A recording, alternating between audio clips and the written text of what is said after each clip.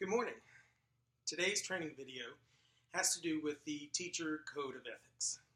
As a teacher, we spend a lot of time with our students in and outside of the classroom. It is essential that we as educational professionals maintain relationships that are appropriate with our students at all times. There are three main areas of commitment in the Teacher Code of Ethics. The first one is a commitment to the student. The second one is a commitment to the school and school system. And the third one is a commitment to the profession. The first area we will discuss is the commitment to the student. This commitment involves 6 factors that affect our day-to-day interactions with each of our students. Firstly, we need to protect our students from conditions within our control that circumvent learning or are detrimental to the health and safety of our students. Secondly, we need to maintain an appropriate relationship with all of our students in all settings. As we evaluate students and assign grades, these evaluations and grades must demonstrate the student's competencies and performance, not be based on whether Susie is a nice kid or Johnny gets on my nerves. As we discipline our students, we must make sure that we are just and fair, and that our disciplinary procedures do not deliberately embarrass or humiliate our students. As teachers, any information that we learn about our students in professional practice must be held in confidence. Lastly, we must refuse to accept significant gifts, favors, or additional compensation that might appear to influence our professional decisions or our actions. Kind of like happens in politics a lot these days. The second area of commitment has to do with our commitment to the school and school system. We must utilize the available resources that we have to provide a classroom climate that is conducive to learning and promotes learning to the maximum extent possible. Many of the students in our classrooms come from many different backgrounds. We as educators must acknowledge the diverse views of our students and parents and legal guardians, as well as our colleagues, as we work collaboratively to shape educational goals, policies, and decisions. Proselytizing our personal viewpoints that are outside the scope of any professional practice is greatly frowned upon.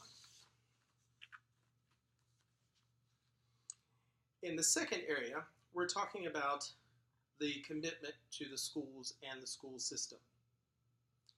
This includes keeping our contract in good faith and not abandoning our position, our professional duties, without a substantive reason.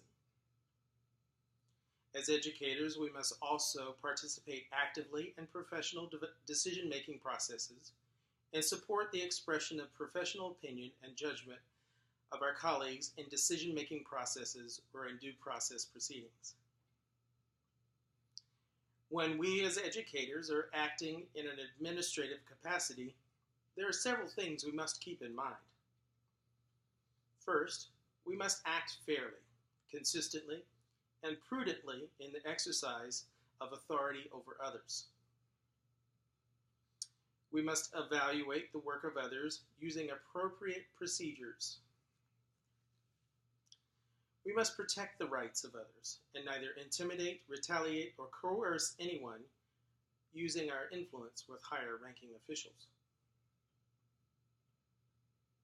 When we are in a position to recommend others for a promotion or employment, that recommendation must be based on qualifications, not because they're your best friend. The third section of the Code of Ethics deals with the profession.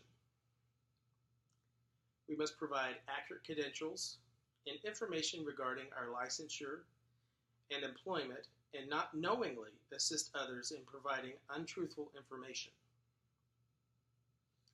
Any code of ethics violations that we encounter, we must take action to remedy that observation or that violation that we have seen. We must also pursue growth and development in the practice of the profession and use that knowledge in improving the educational opportunities and experiences and performance of the students and of our colleagues. Also included in the Code of Ethics are the Standards Professional Conduct. This lists many items that are inappropriate for us to do as teachers. Some of these things include we shall not engage in conduct, dishonesty, fraud, deceit, or misrepresentation. It's kind of like a list of 10 commandments, only there are about 30 or so of them for teachers. You can go over those in the list of the standards for professional conduct. Just keep in mind that as educators, we must serve as a positive role model for each of our students on a daily period. So make sure that you watch your P's and Q's and you're on your best behavior. Good luck, and thanks for watching.